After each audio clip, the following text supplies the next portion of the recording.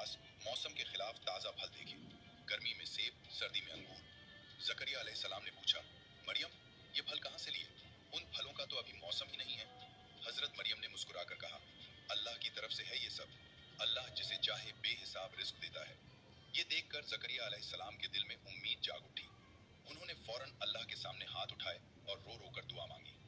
ऐ मेरे रब, मेरी हड्डियां कमजोर हो गईं, सर सफेद हो गया। मैं तेरी बारगाह में कभी खाली हाथ नहीं लौटा। मेरी बीवी बांझ है। मुझे डर है कि मेरे बाद कोई नेक वारिस ना हो। ऐ अल्लाह, मुझे अपनी तरफ से पाकीज़ा और नेक बेटा अता फरमा। दुआ मांग ही रहे थे कि अचानक फरिश्ता आया और खुशखबरी सुनाई।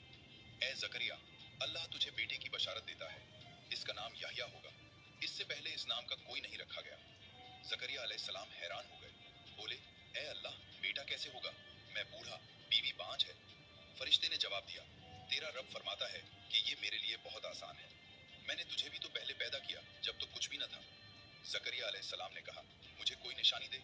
अल्लाह ने फरमाया, तेरी निशानी ये है कि तू 3 दिन लोगों से बोल नहीं सकेगा, सिर्फ इशारों से बात करेगा, लेकिन अल्लाह को खूब याद करता रहे, तस्बीह करता रहे।